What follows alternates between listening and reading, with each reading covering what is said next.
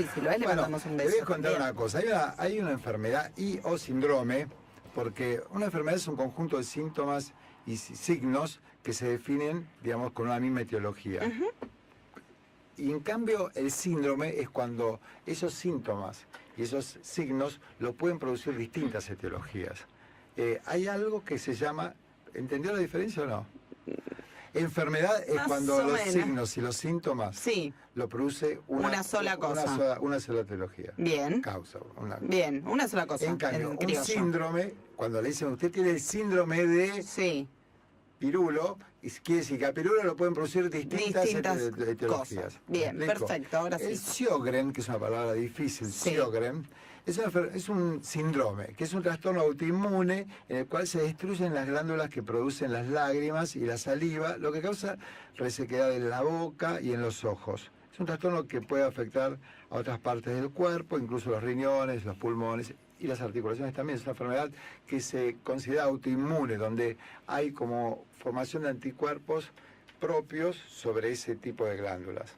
Estamos acá, justamente tenemos el gusto de tener una paciente que tiene el síndrome de Sjögren, que Elisa Dallocchio, corregime, Sí, Elisa, sí, ¿cómo te sí. va? 39 años, hace 2 años que detectaron el síndrome de Sjögren, ¿no? Así es, sí. Bueno, contanos un poco cómo te lo detectaron, qué sentiste vos.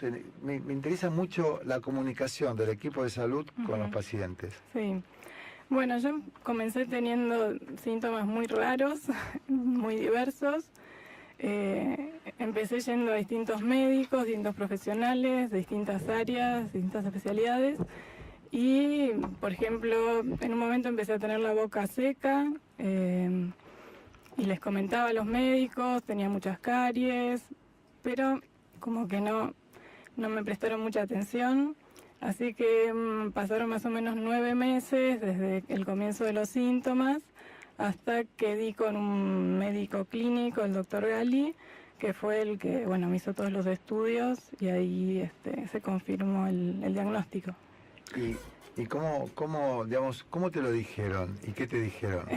Fue un poco, como un poco directo.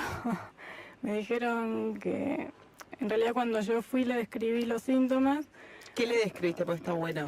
Tenía contar. muchos síntomas, por ejemplo, le describí todo lo que me venía pasando en el transcurso de los 9 meses hasta que llegué a esa consulta. Primero empecé con mucha comezón en la piel, y cuando me rascaba me aparecían como cordones, como si fuera una irritación total. Después empecé a tener la boca seca, ardor en la lengua, muchas caries. Después tuve una infección respiratoria menor, pero a partir de ahí quedé con un dolor muy, muy fuerte de garganta. No podía tragar, no quería comer. Y todo, después de todo eso tuve un brote, eran todos brotes, ¿no? Ajá. Y finalmente... Te venían los síntomas y desaparecían. No, en realidad algunos sí y otros no. O sea, tenía un brote donde se intensifican los síntomas, después los síntomas se vuelven un poco más, digamos, suaves, pero muchos de ellos no se van, porque es un problema crónico. Y el último brote fue de fibromialgia, o sea, un dolor generalizado y una serie de problemas. Bueno. Te quiero hacer Sí. una pregunta. ¿Te hicieron un diagnóstico de cuál era, si había otra enfermedad asociada que te estaba produciendo esos síntomas? Cuando fui a varias consultas, nunca me dieron ningún tipo de diagnóstico. De explicación, no le daba mucha importancia al tema de la boca seca. Y ni siquiera el dentista, que me dijo tenés poca saliva, pero en ningún momento se le ocurrió que podía ser algún problema. ¿Vos hubieras preferido que te hubiera atendido un equipo interdisciplinario, que te hubieran explicado mejor? Sí, porque te interrumpimos antes y dijiste que te lo habían dicho de manera bruta, pero no pudiste contar. Un poco brusco, o sea, cuando yo fui al médico cuando tuve el brote de fibromialgia y le conté todos los síntomas anteriores, me dice, bueno, vamos a investigar qué enfermedad tenés. Entonces, cuando me dijo la palabra enfermedad, dije, uy, me está pasando algo más allá de lo que uno cree que, digamos, le pasa algo y se cura, le pasa algo, y esto era como algo más grande. O sea, ¿no? la palabra enfermedad te había chocado, que sentías que sí. quizás era algo que no tenía cura. Claro, y después, bueno, me hicieron los estudios, los anticuerpos dieron positivo, los anticuerpos del Sjögren, y bueno, cuando me dio el diagnóstico me explicó de qué se trataba básicamente el problema, y me derivó a un reumatólogo, pero digamos, fue como muy chocante, ¿no? Y además del tratamiento específico, que te habrán dado medicación seguramente. Fui a también distintos reumatólogos, algunos me dieron como mucha medicación, otros menos. Digamos, la medicación base que se da es la hidroxicloroquina, que es un antimalárico, que yo decidí no tomarla. Y entonces, básicamente, lo que hago actualmente es ponerme gotas en los ojos y después tomo suplementos, omega 3, antiinflamatorios naturales y homeopatía, y después hago ciertas prácticas, meditación, Qigong. Y eso me interesa, estas prácticas complementarias, porque son complementarias, no dejas el tratamiento, sino que complementás con otro tipo de actividades. Sí. ¿Vos cuáles son esas? Contanos. Sí, habla tranquila. Sí, habla tranquila, pues hay ruidos por los auriculares, pero vos habla. Por ejemplo, hago prácticas de Qigong, que es una práctica energética de origen chino, que es tipo un yoga, pero chino. Él es el instructor. Acá está el instructor, a ver que hable el instructor, que es la pareja aparte de acá. Venga, hable, ¿cómo se llama? Enrique. Enrique. Bueno, contanos, ¿cómo pensás vos que cómo se llama la disciplina? Qigong, Qigong. que está también asociada con el Tai Chi Chuan. Se conoce más el Tai Chi Chuan, porque se lo ve en las plazas desde hace muchos años. El Qigong es más antiguo en realidad, está relacionado con la medicina china. Tiene más de 2000 años. Y en la China se lo considera tan importante como la medicina occidental. A usted entonces, Elisa, ¿usted siente que el Qigong le hizo bien?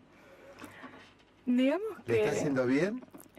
Digamos, mi enfermedad se estabilizó después de todos esos brotes, logró estabilizarse, incluso la fibromialgia, que bueno, la gente que tiene fibromialgia sabe de qué se trata, es un problema con mucho dolor, que produce mucho dolor corporal, y bueno, yo, por ejemplo, no tomo ninguna clase de antiinflamatorios, digamos. Analgésico. Vamos a hablar ahora, mire, yo le estaba haciendo señas porque tenemos en línea al jefe de reumatología del Hospital Argerich, el doctor Messina, que siempre nos ayuda con estos aportes de la medicina de la Sociedad Argentina de Reumatología. ¿Cómo te va, Messina? Donato Spacavento te habla de acá, de Radio del Plata. ¿Qué tal, Donato? ¿Cómo te va? Bueno, hoy tenemos un triplex, porque está Elisa Dalocchio, aquí con nosotros, que tiene un síndrome de Sjögren diagnosticado y está en tratamiento. Tenemos también a Lucía Chinali, que tiene 68 años, en teléfono. ¿Está Lucía en el teléfono? Sí.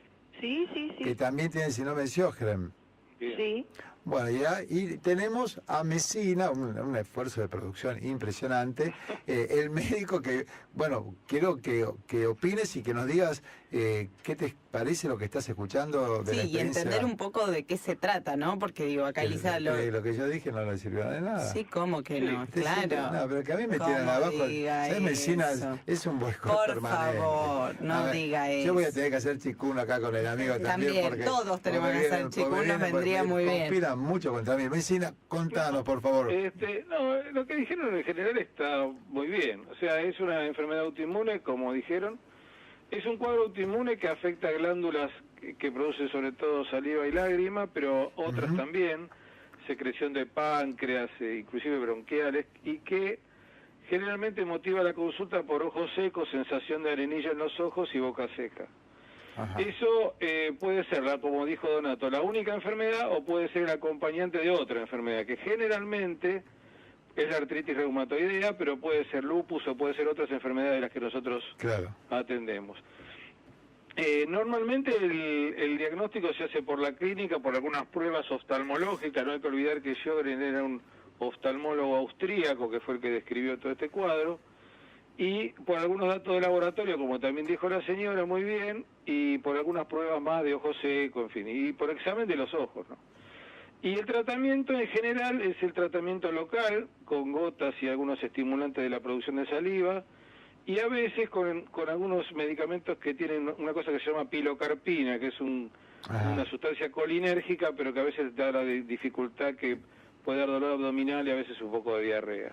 Daniel, un segundito. Le quiero preguntar a Lucía, que nos está escuchando, que también es paciente. ¿Usted cómo fue su experiencia con el síndrome de Sjögren? Ante todo les digo mucho gusto a todos porque... Bueno, Hola, mucho Lucía. gusto, Lucía. Sí. Bueno, yo en realidad a los 9 años tuve como si fuera un ataque de reuma. Ajá. ¿Viste? Me agarraron unos dolores en distintos lugares del cuerpo, como que me caía, pero eso duró pocos días. En aquel entonces yo vivo en un pueblo chico, ¿En dónde? me llevaron al médico de la... ¿En dónde vive? localidad. ¿En dónde vive? Yo vivo en Correa. Ajá, ¿en dónde queda? Correa está ubicado de 100 kilómetros de Rosario, Ah, muy bien. por la ruta 9. ¿Usted es de la Asociación Argentina, la Asociación Rosarina del síndrome de Sjögren? Sí, pero en este Está bien. momento estoy alejada porque bueno. tuve muchos problemas. Ah, bueno. Muchos no problemas de hablemos. familia. Ah, Tuve mi marido con un cáncer de colon y hígado, ¿viste? Claro, Y después un hijo operado de las 2 caderas. Bueno, problemas de la vida. Sí. ¿Qué se está dando? ¿Qué va a ser? Bueno. Y nos estabas contando que a los 9 años sufriste... A los 9 años yo tuve ese problema, ¿viste? Y entonces, pero yo no me lo olvido nunca porque fue tan feo y a mí me producía tanto miedo. Habré estado como una semana o no más. Quedé media flojita, yo me acuerdo, y me dieron calcio, unas pastillitas de calcio porque decían que estaba creciendo, qué sé yo, bueno. Y pasó. Pero resulta de que yo siempre tenía muchos problemas con la garganta. Ajá. Siempre infección en la garganta y qué sé yo, bueno. Después de los 30, un buen día, aparecí con una febrícula que se estaba en un mínimo de 37,7. Y de ahí llegaba a 38, 38,3, 38,5 y volvía a 37,7. 6 años estuve así. Y le hago una pregunta, Lucía.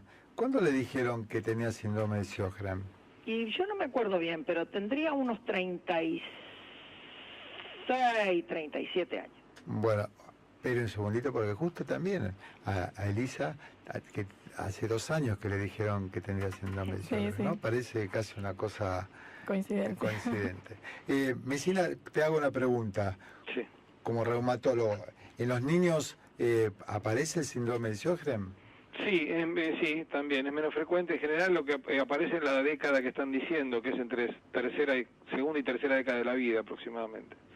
Y pues como que estábamos diciendo antes que es importante, puede ser primario, que dice que es la única enfermedad, pero puede dar después de tiempo algunas formas de artritis. Y entonces eso lleva a veces a confusión de si es una artritis reumatoidea que desarrolló un Sjögren o si es solo Sjögren. Esa es una A situación ver que qué nos veces dicen, puede a ver qué plantear. nos dicen las dos pacientes. Primero, Lucía Pérez, primero Elisa. Sí, en realidad yo en este caso tengo solo Sjögren por ahora, espero de que sea glándulas. solo eso, sí, o sea, con manifestaciones glandulares. Ajá. Después hay una variante que es sistémica, donde se producen manifestaciones extraglandulares donde se afectan distintos órganos. Yo tengo una pregunta. ¿El estrés emocional o situaciones emocionales que te hayan pasado en la vida, vos lo asociás a esos brotes que contabas que tenías? En realidad había estado estresada por el trabajo, pero eso me ha pasado durante Habitualmente, como a todo el mundo. y así que no sé muy bien a qué se debe. Dicen que hay una predisposición genética y que hay factores hormonales, porque la mayor parte de las personas con Sjögren somos mujeres, más del 90%. A ver qué nos dice Mesina, que es el hombre según Daniela Nirenberg, el único que puede hablar acá. No, por favor, jamás estuvo dije mal, eso. Estuvo mal, Nirenberg. Le pido disculpas, pero Mesina, jamás por dije favor, eso. por Sí. favor. ¿Es así? ¿Hay una carga hereditaria del Sjögren? No, hereditaria, bueno, en general todas las enfermedades tienen cierta carga de influencia hereditaria, pero no en este caso no, y tampoco hay demasiado con respecto al hormonal. Pero es cierto que las enfermedades reumáticas todas prácticamente son más frecuentes en mujeres que en varones. Ajá. Y el Sjögren no es la excepción, o sea, también es más frecuente en mujeres que en varones. Todas nuestras enfermedades son más frecuentes en mujeres que en varones y a estas edades, ¿no es cierto? Suelen comenzar alrededor de los 30 años, entre 30 y 40 años, 45 años. Es una edad muy frecuente de comienzo de la enfermedad. Bueno, Lucía, ahora usted, cuéntenos Sí. Mire, su usted estaba evolución. preguntando por el estrés. Sí, por el estrés, por ejemplo, Sí, si se para mí tiene asocia... mucho que ver. Para usted tiene que ver. Ajá. Sí, un montón. Un montonazo. Porque, a ver, cuéntenos. Sí, porque se nota. Y porque yo lo noto. Mire, yo cuando en picos de estrés se me rompían las muelas a pedazos. Pero eso puede ser por el bruxismo, que Sí, seguramente el estrés a la noche... No sé, pero no, a mí me ha afectado mucho. Me ha hecho muchos quistes a la orilla, adentro de las muelas, nada más que tengo un profesional tan extraordinario en la Facultad de Odontología en Rosario, que me los extrae de las orillas. Tenía un puente fijo en un lugar, se rompió adentro un pedazo de muela, me la sacó sin sacar el puente, tuve como 5 cirugías yo en la boca. Y quiero preguntarle a Mesina. Mesina, ¿esto es habitual, estas complicaciones en la salud bucal? Sí, es habitual por el tema de la sequedad, de la falta de saliva. O sea, la saliva tiene una cantidad de funciones, ¿no es cierto? Digestiva, inclusive de barrido de restos alimentarios. Y cuando la boca se seca, hay más caries, hay más periodontitis, hay más procesos odontológicos crónicos por esa falta de saliva, ¿no es cierto? Que además tiene anticuerpos, la saliva tiene una cantidad de mecanismos produce una cantidad de sistema de defensa, digamos, de la cavidad bucal. Lucía, mire, Elisa adoptó, digamos, aparte del tratamiento médico de protocolo, está haciendo otras disciplinas que la ayudan, que siente que la ayudan. ¿Cómo se llamaba? Discúlpeme la disciplina. Chicum. ¿Usted buscó alguna medicina complementaria o disciplina complementaria para soslayar estos síntomas?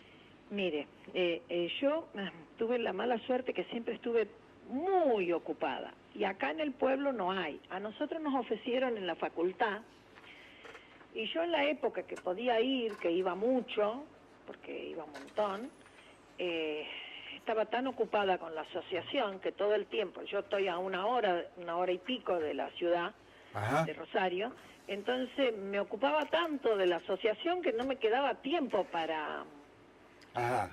pero usted sabe que en la Facultad de Rosario lo practicaban gratuitamente eso, lo hacían para los pacientes y para los estudiantes, para todo. Tenían 3 horarios tenían. Elisa, Nosotros nos habían invitado para hacerlo, pero yo no lo pude hacer. Y lo lamenté en el alma, pero no lo pude hacer. bueno, acá Elisa sí puede relatar que le vino bien esas prácticas. Sí, ¿En qué modificó tu vida este síndrome? Digo, ¿tuviste que dejar de hacer cosas? ¿Te sentiste discriminada quizás por alguna razón? ¿Algo te modificó en tu vida diaria? Digamos, en las actividades no, seguía haciendo lo mismo. Yo soy arquitecta, artista visual y la verdad es que pude desarrollarme, digamos, en todo, no dejé de hacer nada por el Sjögren, sino que creo que el impacto mayor es a nivel psicológico y emocional, porque por un lado se tienen muchas molestias, a veces permanentes, y a veces uno siente miedo de que aparezcan nuevos síntomas, de cómo va a evolucionar la enfermedad. Entonces uno tiene a veces se puede sentir miedo, tristeza. Y cuando te diagnosticaron, ¿no Sí. tuviste ningún apoyo por parte, digamos, de los médicos a nivel psicológico para acompañarte en ese proceso y entender de qué se trataba? No, de los médicos, digamos, reumatólogos o clínicos, no. Lo que yo recurría a una psicóloga que me atiende actualmente y bueno, el apoyo de la pareja, de los familiares. Acá el maestro de Chicum. Sí. Que se lo nota con mucha paz, que eso No, pero, siempre a está ver, maestro, bueno. acérquese, le quiero hacer pregunta a usted. porque son todas mujeres. Yo la verdad que no es nada Qué misógino, feo. amigo. No, Pero pareció. Estamos en minoría. No, pero usted como pareja, digamos, Sí. la acompaña a Elisa y ¿cómo se plantea usted el acompañamiento de una pareja con una enfermedad como el Sjögren? Y yo pienso que es fundamental porque la persona al encontrarse frente a algo que es un gran deterioro y con riesgos de avance, porque ella lo tiene frenado y leve, pero Ajá. hay otras personas que entran en partes ya de bastante gravedad. Porque al estar secos, así como entran en la boca los microbios y atacan los dientes, también entran al pulmón por la sequedad, Claro. con lo cual puede traer consecuencias muy graves. Entonces, siempre como en muchas cosas, están los riesgos. ¿Y usted la acompaña a las consultas, sabe al psicólogo, digamos que es una consulta individual, es un espacio individual? ¿Usted lo acompaña? ¿O usted le enseña Qigong? ¿Cómo participa de esta situación? Sí, yo desde el principio me interesé mucho en toda la problemática de ella y la acompañé, buscamos juntos la psicóloga que la está atendiendo, la saqué de un grupo que yo ya sabía relacionado con una fundación, de una persona que yo sabía de su seriedad. Y bueno, todo lo que pude acercarle a través de la meditación. La meditación ayuda a no estar todo el tiempo con el problema encima, sacarse el sufrimiento. Tiene que ver con algo que estaba charlando usted antes, Ajá. que es la búsqueda de espacios positivos en la mente. Claro. O neutrales, o sea, que no, en la meditación tendrían que no haber pensamientos, lo cual saca el pensamiento negativo. Bueno, Messina, estamos terminando con el síndrome de Sjögren por hoy. ¿Algún aporte que quieras redondear? Sí, una de las señoras dijo que tiene fibromialgia, que eso le da dolor. Elisa, muy Y bien. eso es rigurosamente cierto, y que el tai chi la mejora. El Qigong. O la otra El disciplina.